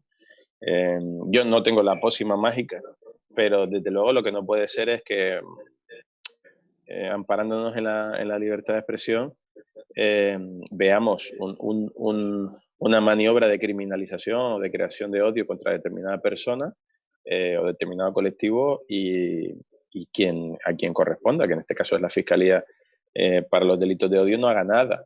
El problema durante muchos años con esta Fiscalía es que no sabemos cuántos delitos de odio hay en España, no hay datos prácticamente publicados, etcétera, etcétera. Por eso España no es racista, ¿no? Nosotros no somos racistas, ¿no? En teoría. Porque ¿quién mide esto? ¿Dónde se mide? ¿Dónde está el dato?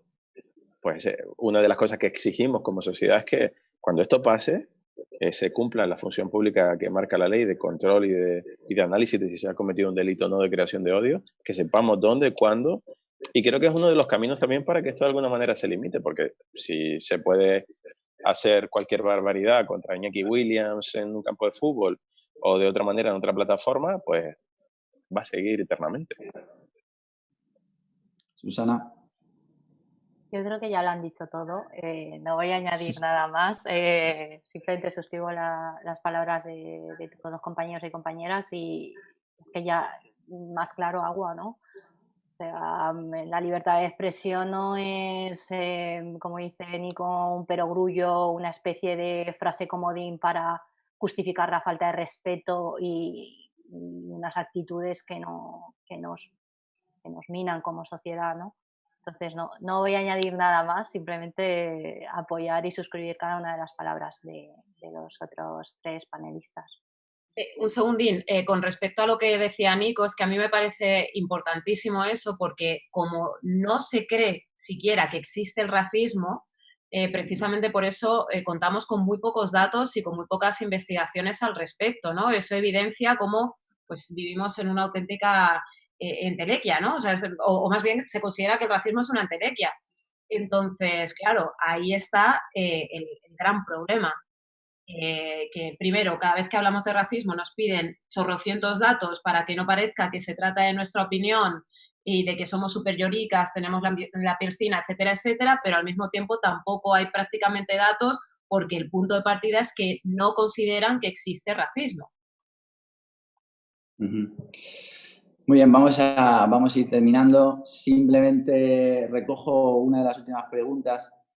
Son 2 personas que hablaban, hacían la comparativa del techo de cristal, creo que lo habéis mencionado vosotras también, el techo de cristal con las mujeres, el techo de cristal, creo que lo dijo Susana, en cuanto al tema de la diversidad, ¿no? Al acceso de determinados puestos o de determinadas profesiones. En ese punto nos preguntan qué hay que hacer, ¿no? Esas propuestas, creo que Lucía también hablaba de las cuotas. ¿Estáis de acuerdo con las cuotas? ¿Qué otras propuestas para romper ese techo de cristal para conseguir que los medios sean una representación más diversa, ¿no? Y que se normalice esa otra parte de la sociedad, ¿no? No sé si empiece Lucía, si quieres. A ver, repite la pregunta.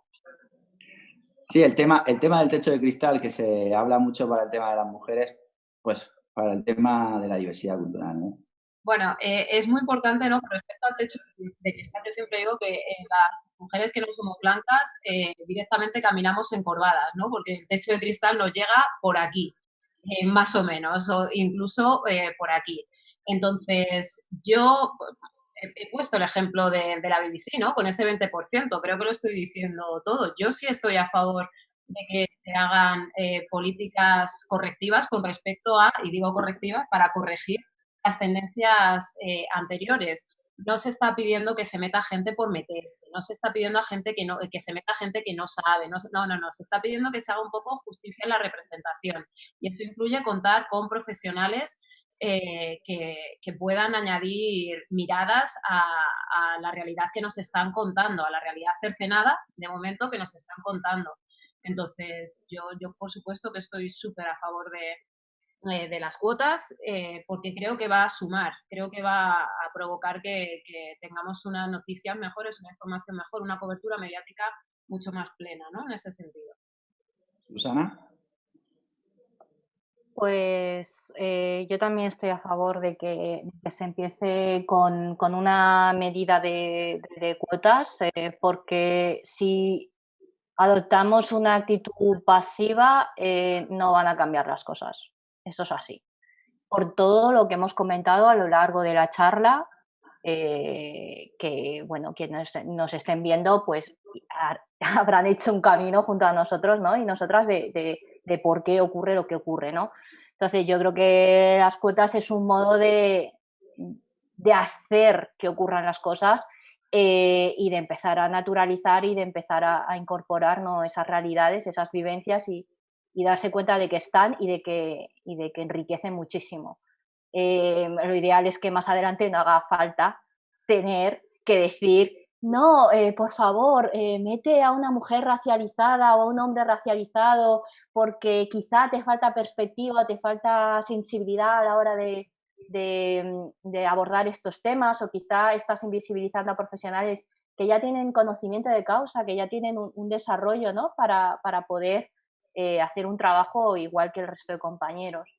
Entonces, muchas veces cuando se habla de cuotas hay como ese miedo de lo que dice Lucía, estás forzando un tipo de perfil que quizá no se lo merece, quizá no va a estar a la altura. Ya, pero es que precisamente como hablaba Lucía con el tema del racismo, no hay datos porque no se considera que es racismo, pero a la hora de hablar de racismo nos piden datos para que no parezcan solo testimonios y historias humanas y ya. Lo mismo ocurre con lo que hablamos de la falta de representación de diversidad. Pues quizá no, las cuotas van a dar un golpe de realidad, ¿no? No soy de la opinión de que las cuotas son un favor. Como dice Lucía, son una cuestión de derecho y de justicia, porque estamos. Ahora, ¿por qué no estamos donde tenemos que estar? ¿No? Entonces, sí, hay mucho miedo con el tema de cuotas siempre, pero es un modo de hacer que ocurran cosas. Porque esperando no ocurren. Eso es así. Perfecto. ¿Moja? Perdona, eso, lo que ha dicho Susana es fundamental. Cuotas como medio, no cuotas porque sí. Cuotas como, no estamos hablando de eso, sino cuotas como medio de igualar, ¿no? Y además yo creo que Momentáneas. aquí en España está perfectamente visto en el caso pues de las mujeres y en la política, ¿no? O sea, como esas exigencias, ¿no? De que haya en las listas, etcétera, un número mínimo de mujeres, pues es lo que ha acelerado, ¿no? Un congreso o unos congresos, ¿no? Unos parlamentos hasta ahora tradicionalmente repletos de hombres, pues es lo que ha permitido llegar a ello, ¿no? Y no es una concesión, no es un favor, es justicia, ¿no? Yo creo que se tiene que entender desde una misma lógica. Y luego, respecto a más soluciones, yo creo que es importante el tema de los procesos de selección. Y creo que si, pues bueno, desde los medios cuyos procesos de selección son como muy endogámicos, ¿no? Yo conozco a tal, pues bueno, si al final tú solo conoces a gente blanca, pues vas a acabar recomendando también a gente blanca, ¿no? Luego, pues eso, el tema de las condiciones, ¿no? Pues saber si tú pones una beca en la que no pagas nada, pues es muy probable que quien se acerque sea gente que no necesite dinero, que pueda permitirse eso. Y qué tipo de gente está allí, ¿no? La gente racializada o hijos de migrantes no solemos estar allí. También, pues eso, a la hora de poner las ofertas, dónde se ponen, qué es lo que se busca, qué es lo que se penaliza, no dentro de esas ofertas. Creo que con los idiomas, ¿no? Se ve de forma clara también. Y luego eso, no entender que el hecho de tener una cierta diversidad racial es como, bueno, como ya lo he logrado, lo hemos comentado al principio, ¿no? Bueno, como ya hay un negro, ¿para qué queremos otros? Y ya hemos cumplido, ¿no? No tiene que ver con eso. Si para tu curro, pues resulta que hay 4 personas negras, pues es lo que hay, ¿no? No que no hayas como ese de, pues como ya hay un negro, pues ya está, ¿no? Y que sea una cuestión que se ponga sobre la mesa desde un principio y no como algo después, ¿no? De decir, he preparado esta iniciativa o tengo esta relación y ahora, y cuando ya está todo conformado, decir, hostia, pero es que me falta un negro o me falta un esto, ¿no? Que esto, por ejemplo, lo vemos mucho con las conformaciones de las mesas, ¿no? Que tú te ves ahí, que te llaman y dices, claramente me habéis llamado porque necesitabais a una persona no blanca para estar aquí, no porque quisierais que estuviera aquí. Y así. Nico. Suscribo lo que han dicho mis compañeros. Desgraciadamente, en el mundo ideal y de justicia no serían necesarias cuotas, pero hemos aprendido de otras guerras y de otras batallas por los derechos de que a veces es necesario un periodo de adaptación a esa realidad en el que sí, tengamos que obligar a que haya representación en la justa medida. Muy bien, pues ya vamos terminando. Voy a empezar a despedir la mesa. Ha sido un placer. Creo que ha sido una mesa muy interesante, que hemos tocado temas muy diversos y yo solo espero que esto sirva para seguir sumando a gente en la lucha contra el racismo, la xenofobia, a ir cambiando un poquito esta estructura que tenemos montada socialmente, a ir cambiando también ese imaginario colectivo y a ver si enlazo con que los medios de comunicación, como agentes claves para la lucha contra el racismo y la xenofobia, se impliquen, quizá incluso sean conscientes, como nosotros como sociedad también, de que estamos perpetuando una sociedad racista. Entonces, ahí es donde tenemos que ir borrando las malas prácticas y como propuesta dentro de Desactiva os voy a leer el compromiso de Desactiva para periodistas y medios, que simplemente significa comprometerse a no reproducir informaciones, expresiones o imágenes estereotipadas sobre las personas migrantes y refugiadas, consultar a todas las fuentes informativas a las que se alude y solo publicar datos de fuentes acreditadas o fiables, dar voz propia a las personas migrantes y refugiadas más allá de las estadísticas, no utilizar titulares tendenciosos que generen alarma social o contengan información sesgada o incompleta, prescindir de datos irrelevantes para el hecho noticioso que pueden asociar a las personas migrantes y refugiadas con imágenes negativas estereotipadas y, en definitiva, prevenir y evitar el discurso del odio. Os invito a todos los periodistas, si pudieran ser a todas las periodistas, a que se metan dentro de la página de desactiva.org y firmen el compromiso de Desactiva y muestren esa adhesión y que la practiquen, sobre todo que la practiquen.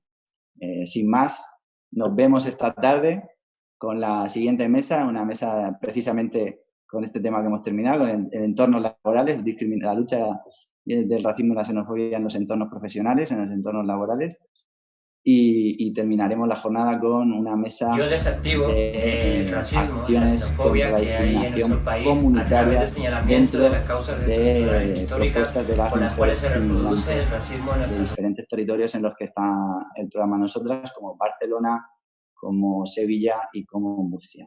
Espero que sigáis la tarde con estas jornadas y nos despedimos aquí. Muchas gracias por vuestra presencia. Muchas gracias. Chao.